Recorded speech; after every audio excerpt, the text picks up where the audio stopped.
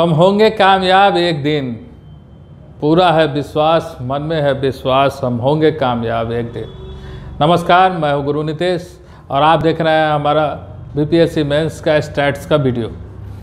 Stats में आज हम लोग 66वीं का अगला क्वेश्चन सॉल्व करेंगे। 14 नंबर क्वेश्चन है जिसमें 3 टेबल दिया हुआ है। देखने में यह क्वेश्चन बहुत भयानक है और 90-95% लोग इस क्वेश्चन को छुए भी नहीं होंगे, लेकिन सबसे कम कैलकुलेशन, सबसे कम मेहनत इसी क्वेश्चन में था।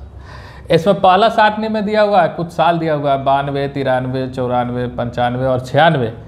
और इसमें वित्त, मार्केटिंग, सॉफ्टवेयर और अन्य में लिखा हुआ है ऊपर कि जिन्होंने रोजगार प्राप्त किया उन सब का प्रतिशत में आंकड़ा दिया है, जैसे 22%, 36%, 19%, 23%, फिर 17%, 48%, 23%, 12%, इसी तरह से प्रतिशत में आंकड़ा दिया हुआ है।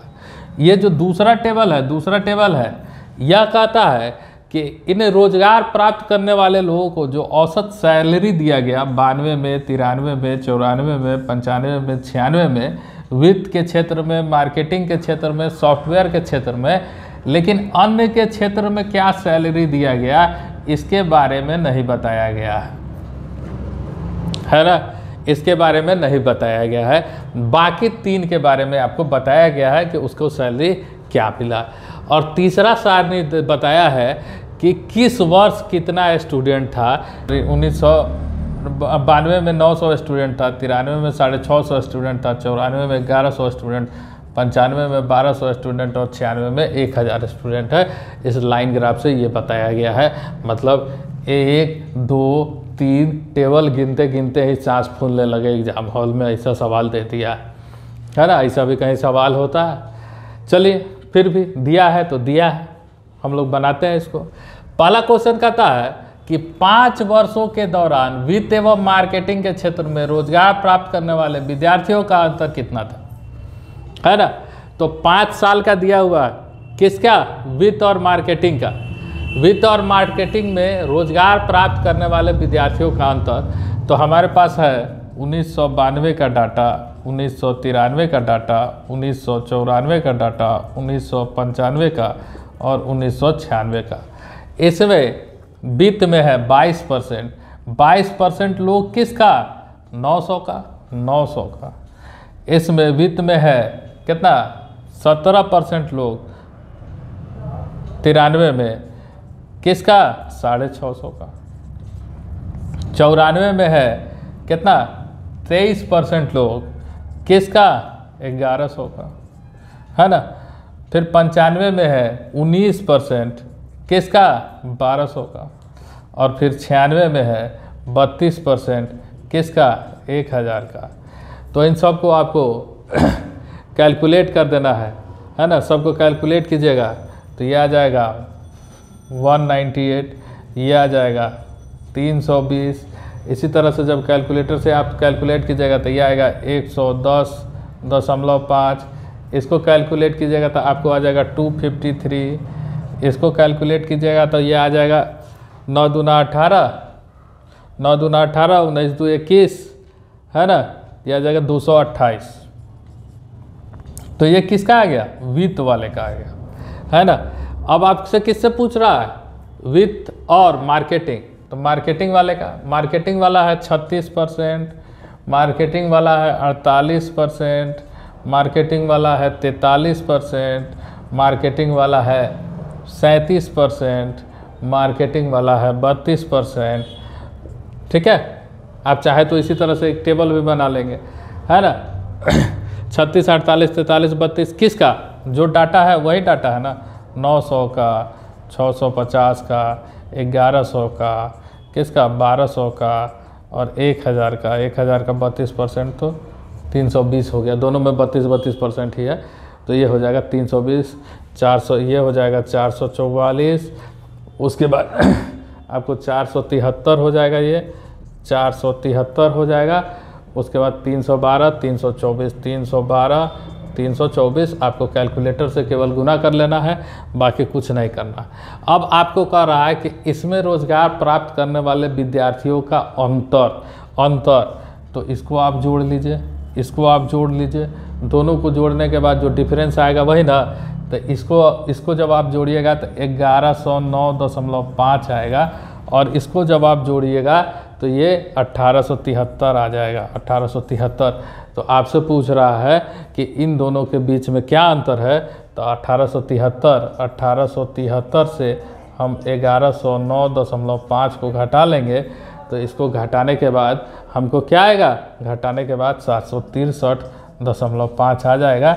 और यही हमारा अंतर है। आपको कैलकुलेटर से करना है, कहीं कोई दिमाग नहीं लगाना है, जो डाटा दिया हुआ है उसी से आपको बना लेना है। इसके लिए आप चाहे तो एक टेबल बना सकते हैं, टेबल बना लीजिएगा तो आपको आसानी हो गई। नहीं चाहते हैं तो 1992 में वित्त निकाल लीजिए, 1992 में मार्केटिंग निकाल दीजिए, फिर 1993 में वित्त निकालिए, 1993 में मार्केटिंग निकालिए। वर्ड्स कैसे लिखना है, स्टेटमेंट कैसे लिखना है, बहुत सारे क्वेश्चन में हम कराते जा रहे हैं। नहीं तो हमारे व्हाट्सएप नंबर पे आप मैसेज कीजिए, आपको हम उसका PDF फॉर्म भेज देंगे। ठीक है, आगे बढ़ते हैं हम लोग। दूसरा नंबर क्वेश्चन बोले थे यह प्रश्न सबसे आसान था, केवल देखने में भारी था। पहला क्वेश्चन आप लोग देखें। सेकेंड क्वेश्चन कहता है कि वर्ष 1992 से 96 तक वित्त के क्षेत्र में रोजगार प्राप्त करने वाले विद्यार्थियों की औसत आय में कितनी वृद्धि हुई। तो 1992 का औसत आय कितना दिया हुआ है, वित्त क्षेत्र में 1992 का औसत आय दिया हुआ है 5450 रुपया, 5450 रुपया दिया हुआ है। 1996 का औसत आय कितना दिया हुआ, 1996 का औसत आय दिया हुआ है 9810 रुपया, 9810 रुपया। हमको निकालना है प्रतिशत वृद्धि निकालना है, तो पहले हमको वृद्धि निकालना होगा। वृद्धि हम लोग निकालेंगे तो वृद्धि बराबर क्या हो जाएगा, ₹9810 माइनस 5450। आपके पास कैलकुलेटर है ना, 5450 9810 वृद्धि बराबर 9810 माइनस 5450। इसको आपको घटा लेना है। आपके पास कैलकुलेटर दिया हुआ है, ऐसा नहीं कि कैलकुलेटर नहीं है। इसको आ जाएगा 4360, और प्रतिशत वृद्धि बराबर हो जाता है वृद्धि अपॉन, जिससे कंपैरिजन करते हैं तो यहाँ हम लोग 1992 से कंपैरिजन कर रहे हैं, तो 1992 का मान गुना 100%, तो ये हो जाएगा वृद्धि है 4360 बटा 1992 में कितना है 5450 गुना 100%। इसको जब आप कैलकुलेटर से गुना कीजिएगा तो ये आ जाएगा 80%, और यही आपका आंसर हो जाएगा। देखिए कितना आसान क्वेश्चन है। अगर आप प्रीवियस वीडियो 66वीं का देखे होइएगा 12 और 13 नंबर क्वेश्चन का, तो आपको पता चला होगा एक एक क्वेश्चन 1.5 पन्ना में बन रहा था, लेकिन उसमें एक ही ग्राफ दिया हुआ था। यहाँ 3 ग्राफ दिया हुआ है और आधा पन्ना भी नहीं लग रहा है, 2 क्वेश्चन सॉल्व हो गया, एक पन्ना में 2 क्वेश्चन सॉल्व हो रहा है। आप खुद अंदाज़ा लगा लीजिए। बार बार बोलते हैं ग्राफ देख के डरना नहीं है। कि सॉफ्टवेयर के क्षेत्र में शुरुआती आय में औसत वार्षिक दर ज्ञात कीजिए।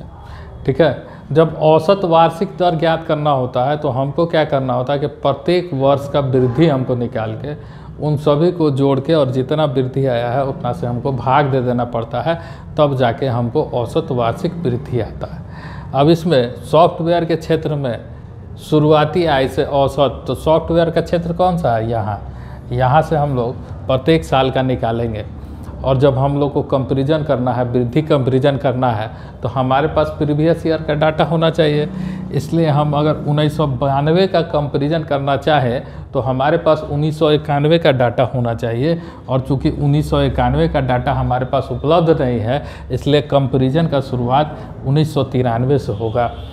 ठीक है, तो 1993 में क्या होगा, परसेंट इंक्रीज कितना हो जाएगा, 6440 माइनस 5290 बटा 5290 गुना 100%। आपको बोले जब कंपैरिजन जो किया जाता है वो पिछले साल के डाटा से किया जाता है, तो जिससे कंपैरिजन किया जाता है उसी से भाग दिया जाता है। जब आप उसको कैलकुलेटर से सॉल्व कीजिएगा तो ये आएगा 21.74%। उसी तरह से 1994 में जब हम लोग परसेंट निकालेंगे तो 1994 में क्या होगा, 7050 माइनस 6440 बटा 6440 गुना 100%। ये हो जाएगा 1994 का। तो जब आप इसको कैलकुलेटर से कैलकुलेट कीजिएगा तो ये आ जाएगा 9.47%। उसी तरह से जब 1995 की बात किया जाएगा 1995 में प्रतिशत कितना हो जाएगा, तो 1995 में है 7760 माइनस 7050 बटा 7050 गुना 100%। और जब आप इसको कैलकुलेटर से कैलकुलेट कीजिएगा तो ये आ जाएगा 10.07%, 10.07%। और 1996 का बात कीजिएगा तो परसेंट में कितना हो जाएगा, 8640 माइनस 7760। अब भागा दे देना है किससे, 7760 से गुना 100%। और जब हम इसको कैलकुलेटर से कैलकुलेट करेंगे तो ये आ जाएगा 11.3%। अब हमको वार्षिक वृद्धि दर निकालना है, तो हमको क्या करना है, इसको जो 4 डाटा हमको आया है इन चारों को जोड़ के हम 4 से भागा दे देंगे तो हमको वार्षिक वृद्धि दर आ जाएगा। इसको किसको जोड़ देना है, 21.74 प्लस 9.47 प्लस 10.07 प्लस 11.3 अपॉन 4 कर देंगे। तो इन सब को जोड़ के 52.62 आता है बटा 4 कर दीजिएगा। तो आप इसको जोड़ दीजिएगा, भागा दे दीजिएगा तो 13.15 के आसपास आएगा।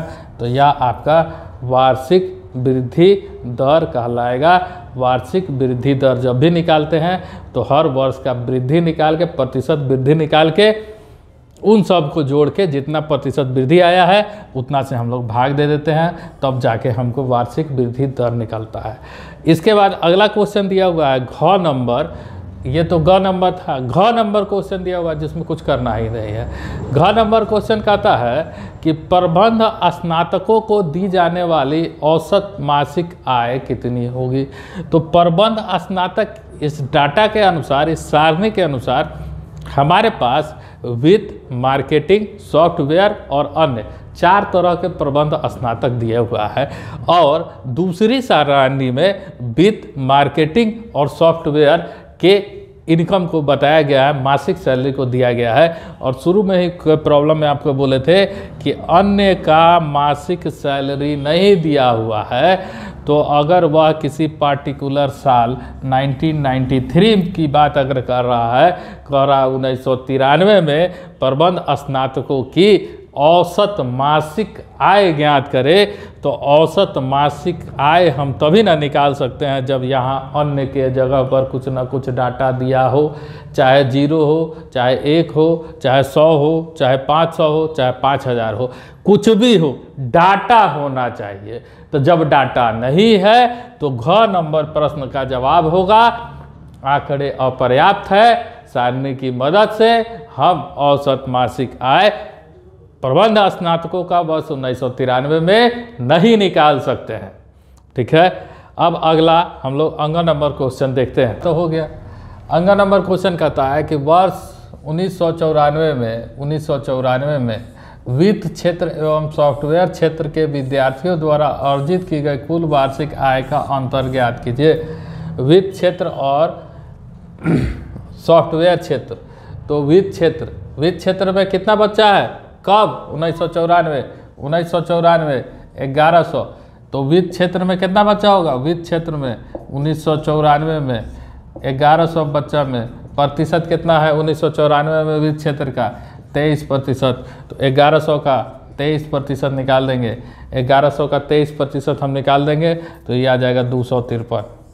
ठीक है, उसी तरह से 1994 की ही बात कर रहा है। सॉफ्टवेयर के क्षेत्र में 1100 लड़का में सॉफ्टवेयर वाला कितना है 94 में 21%, 94 में सॉफ्टवेयर वाला है 21%, तो ये हो गया 21%। तो इसका वैल्यू कितना हो जाएगा 231, ये हो जाएगा 231। अब कह रहा उसके द्वारा अर्जित कुल वार्षिक आय, तो 253 हो गया लोग है।